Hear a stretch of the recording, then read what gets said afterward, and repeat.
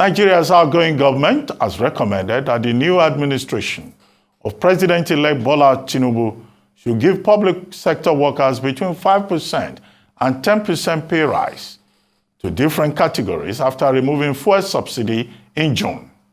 That's according to the Minister of Labour and Employment, Chris Ngwu. President Muhammadu Buhari, who steps down in May, had planned to remove the popular but costly subsidy in 2022 as part of fiscal and petroleum sector reforms, but abandoned the plan because of fears of protests in the run-up to last month's election. Ngige also said unemployment in Nigeria quadrupled since 2015, following the recession that hit the country in 2015 and 2020. Adesuwa Omorwan reports. Africa's largest economy has struggled to create enough jobs for its teeming population of young people, particularly those affected by the lack of opportunities. According to the National Bureau of Statistics, the unemployment rate stood at 33.3% in the fourth quarter of 2020, and that's up from 27.1% in the second quarter of the same year. The increase has been attributed to several factors. The triple issues of unemployment, poverty, economic disempowerment remains a disturbing feature in the life of Nigerians. The federal government decided to put in a technical group, youth employment and skill development, to see what we can do. The government has made efforts to address the issue with several initiatives aimed at creating job opportunities for young people and those in rural areas. But these efforts have not been enough to address the scale of the problem, and many Nigerians continue to struggle to find work, with an increasing number opting to leave the country in the search of greener pastures, a situation now known as the Japa syndrome. Migration is something you cannot stop. You can't stop it. I've always said it, that I'm not against it. The only area I'm against is that if you're a doctor and we have trained you here at no cost, and little or no cost, because your school fees is only 48,000 naira a year. Because a good quality medical education should cost nothing less than 3 million naira a session. 3 to 5 million. That's the equivalent of $100,000 or thereabout. So, if that is it, the sense of patriotism should be there, that you should give some service to your country before moving. Experts are calling for more investment in key sectors such as agriculture and manufacturing, which have the potential to create more jobs and reduce the country's dependence on oil exports. And on the issue of palliatives for Nigerian workers in preparation for removal of contentious fuel subsidy, the minister says the incoming administration will figure it out. So you're asking us to put palliative now for something that has not happened. All those are things we will now do in handover. We will give proposals, but it's left for the incoming government to take it or leave it. According to the minister, the matter of increasing salaries for the Nigerian workers is currently under consideration, and the issue pertains to determining the precise amount of money for the pay raise. He also says the amount will be determined based on the availability of funds as well as the capacity of the federal government to pay.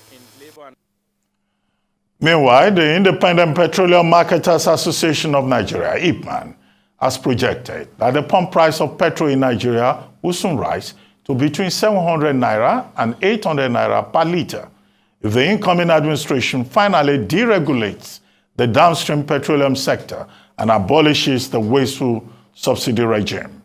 The National Operations Controller of the association, Michael Satuye, also predicted that the volume of petrol consumed in the country daily may also drop to about 40 million litres from the 60 to 70 million litres reported by the Nigerian National Petroleum Company Limited.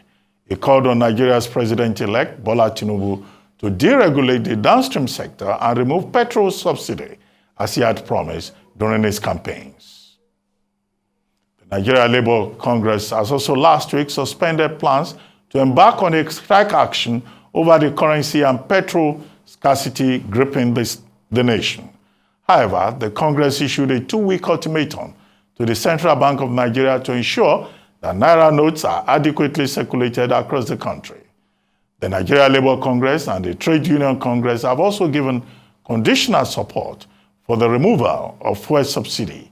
The two labor bodies said that they will only allow the removal of fuel subsidy if the incoming administration of Bola Tinubu takes steps towards the repair and revitalization of government refineries across the country, as well as allow modular refineries. Failure to do this, the two bodies said, they will oppose the subsidy removal and mobilize workers to protest against the decision. For more focus on those stories and developments, we're now being joined by Dr. Franklin Ngwu, who is Director, Public Sector Initiative, Lagos Business School. Well, Dr. Ngwu, thank you very much for joining us on This Day Live, the Sunday talk show. Thank you for having me. Quite a cocktail of issues. Yes. Removal of fuel subsidy. Now, the government of the day is saying, oh, the next government will remove it. Okay, but the next government should introduce palliatives. The minister, Dr. Ngige, was trying to define those palliatives. Okay? Then, of course, organized labor says, well, if you remove fuel subsidy, you have to make sure you fix the refineries. Otherwise, we'll fight back. Quite a number of questions in all of those stories. Number one, this government, this administration, that said, oh, because of social consequences, we will not remove fuel subsidy. We will move the provision in the Petroleum Industry Act forward. It's now saying, oh, the subsidy must go. And this administration tie the hands of the next administration. Well, it's a campaign promise, however, for the Bola Tinubu campaign. The president-elect during the campaigns had said, fuel subsidy must go. So the question now is, okay, how do you cushion the effect? So let's start from there. What do you think of all these dimensions about fuel subsidy and the likely consequences and the existing law that was put in abeyance that the outgoing administration now says that the incoming administration must follow? It's, as you said, it's quite interesting and it's so many issues. However, if you look at the current budget, if you look at last year's budget and see what we're going to use to pay for fuel subsidy, you will agree that the subsidy has to go because it's a waste on the government, it's a waste on the economy, so it has to go. So the question then is, what do you do to address the consequences of the removal?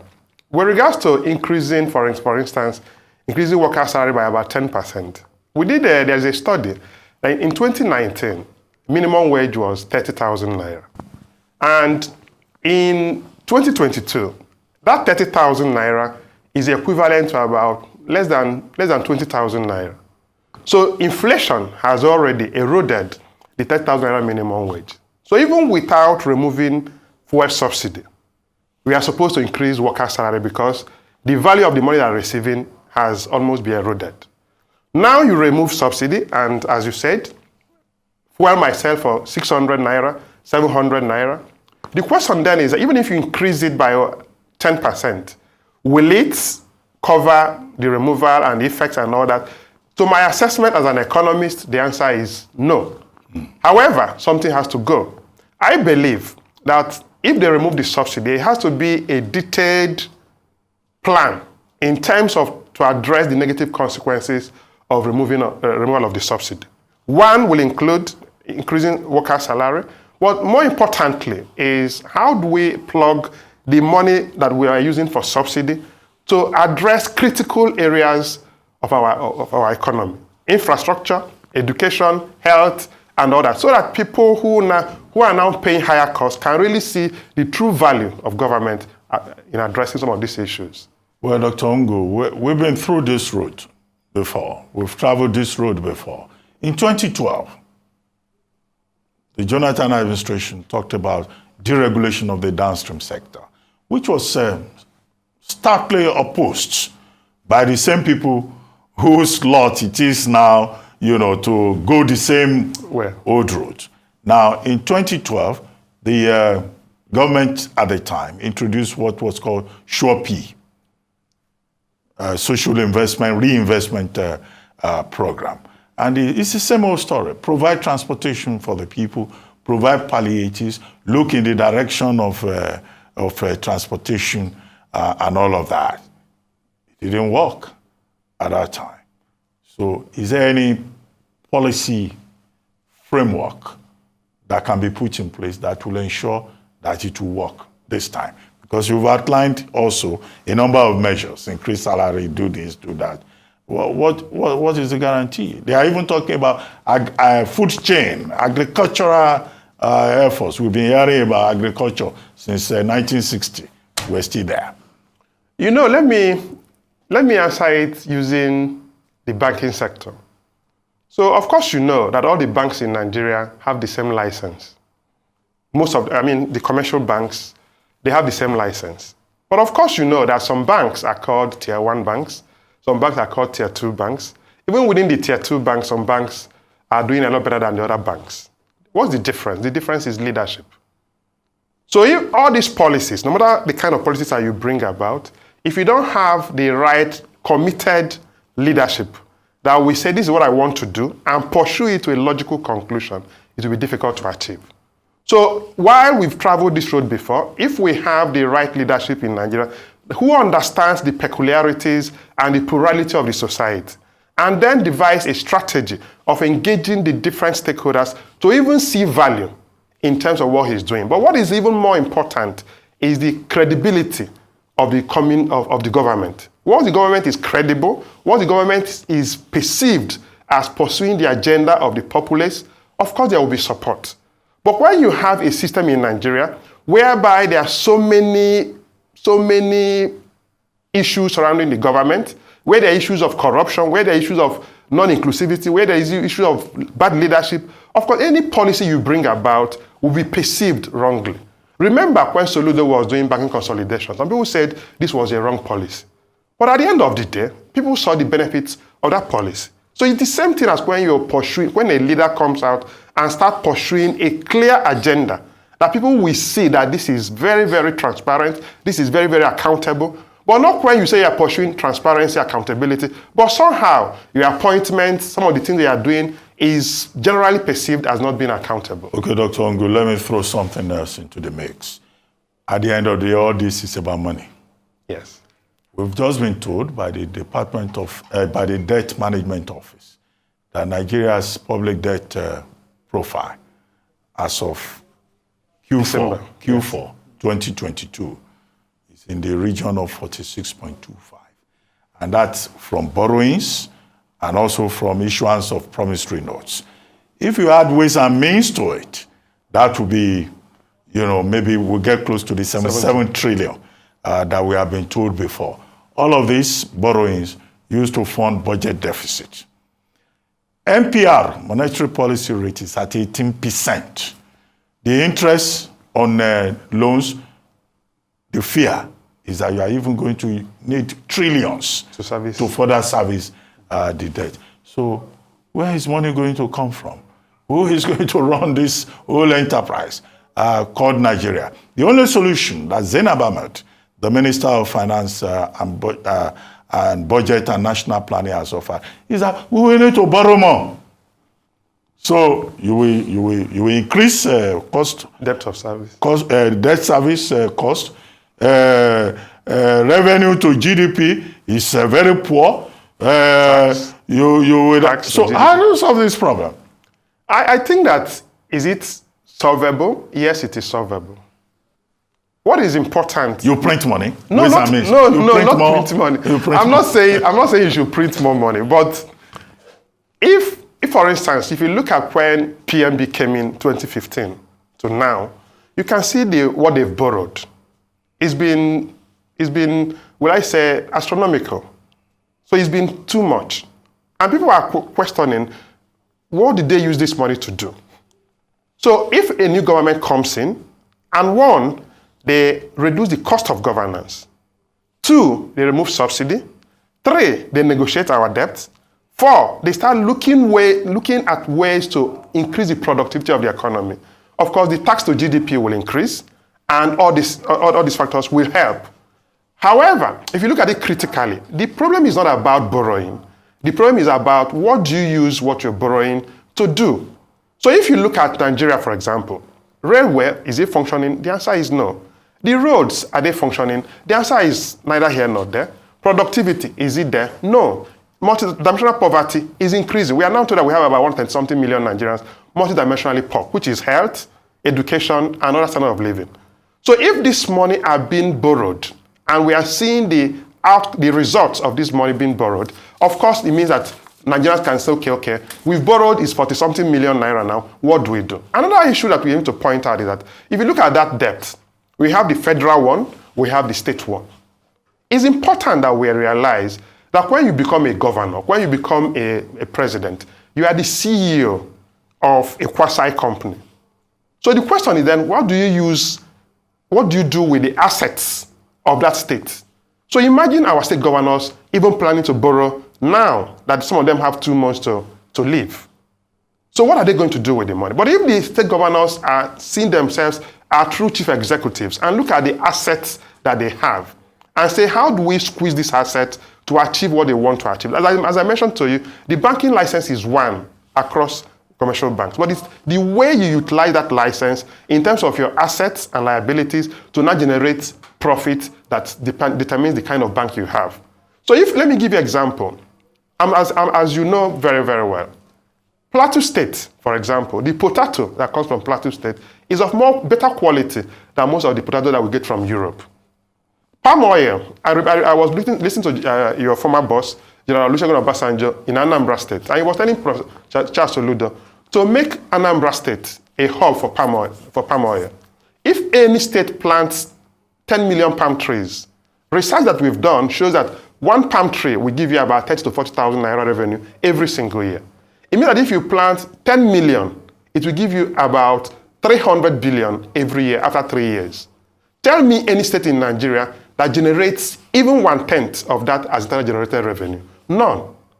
Let me also mention is that if you look at all the states in Nigeria, all of them are viable. It depends on what you do with it. I was talking to a bishop, and he told me that in the state, there are communal clashes. Do you know what is causing the communal clashes? Because the community, the populace are fighting because of the cashew planted by the colonial masters. So the question is that since 1960 till now, even when we know that cashew is very central to the survival of the people in that state, the previous government, none has planted additional cashew tree in that state. So what I'm trying to say that each state, each region, each local government, the country as a whole, we have enormous resources. What is lacking is the good leadership to utilize these resources to achieve what we want to achieve. Well, Dr. Ngwu, it's good that you mentioned the states. If you look at the table released by the Department of, by the Debt Management Office, you see that some states like Rivers, in terms of increase in borrowings is zero. But you find states like Enugu, like Lagos, having borrowed through the roof. Yes. But basically, despite that data that is provided, it looks like the disclosures are incomplete in many of these states. How would many of these states survive? Considering the fact also that we're coming from a background of a highly disputed electoral process where there are issues of trust. Legitimacy. And legitimacy, as I was discussing with Professor Tommy, who was on this program before you. So how do we address that? What is important, as you've been in government and, I travel, I interact because of my public sector engagement in Lagos Business School. So we interact with the government. So you find out, for instance, that the waste in government is unprecedented. A governor is moving and there are 20 cars in the convoy. There are 40 commissioners, there are 200 special assistants. I'm sure you see some governors appointing 250 special assistants, appoint all kinds of things. And none of Enugu, for instance, why will Enugu be borrowing the way they are borrowing? Even when Enugu has been the capital of East Central Nigeria. So many things have been provided. What is then important is for any governor that comes in to look at what has already been provided and see how they can move the state forward. But when you are just borrowing and consuming and consuming and consuming, what do you expect? So it goes back to the structure of governance that we have in Nigeria, whereby, I remember a governor was telling one of his friends that there's nothing like being in power. And you imagine every month, end of every month, you see an alert of 10 billion, 20 billion. You haven't worked for it, just comes from Abuja. And the commissioner calls you and says, Your Excellency, yeah, we've received it. And you can now give instructions on how this money will be distributed. No accountability, nothing. So it's free money that is coming. But if we restructure Nigeria and make the state to be accountable, so that if you don't develop the state, the citizen can rise against you. This issue of going to Abuja to share money, we need to rethink the way to stop it because it's not helping us. That's where we are lazy. That's where we're not productive. That's where we are just consuming. And that's why everybody wants to be in government because it's where you go to. You don't work, you don't do much, and every month you get so much money. If a state governor wants to increase security vote, he can increase security vote. And nobody questions in terms of what he's going to do with security vote. But with this financial crisis that the country apparently faces at both national and subnational levels, one recommendation that I've seen out there is that, look, all you need to do is just increase taxes. Tax the people more. Let them pay 750 naira per liter of fuel. Then load more taxes on them. Government will make money. And the revenue problem that Nigeria faces will be addressed. More taxation. That is completely from both sociology, economics, finance, from any way you look at it is a very wrong way to do things. Very, very wrong. So for instance, they're already doing it in some states. You want to do anything, you pay through the roof. You want to build a house, you pay through the roof. What is it doing to the economy? It's reducing investment, it's reducing people coming to the economy, it's reducing people willing to invest in the economy. What is more important is for us to see we can increase the tax net, not increasing the tax itself. So the net of Nigerians to widen the base. To widen the base, yes. Because if you look at the triangle, you find out the base at that bottom, many people are not paying tax. So the question is, how do we expand it so that more people can come into the tax net, even if they are paying small? I'm sure you noticed that with I keep talking about the banking sector, because I like banking sector. If you look at now, understandably, exactly. So that's where the money is. That's where the money is. If you look at the cash crunch now, all of us are doing transfers now. The banks are smiling because any transfer you do, 20 naira, 10 naira, 50 naira, as the case may be. If a bank records 1 million transactions in a day times 20 naira, of course you know what it means. So what is important is not really increasing the tax astronomically. It's about increasing the number of people that are willing to pay tax. But you must do something for them to be willing to pay tax. You must see how you can, because if you look at Nigerian economy, you have the formal economy, you have the informal economy. Majority of Nigerians operate within the informal economy. So the question is, how do we create policies that will create a synergy between the formal economy and informal economy? And the people in the informal economy must see and feel the impact of government on what they're doing so that there will be a kind of incentive for them to be able to pay the tax. Trust, accountability, leadership. Thank you very much, Dr. Franklin Ngwu, for joining us on This Day Live, this Sunday talk show.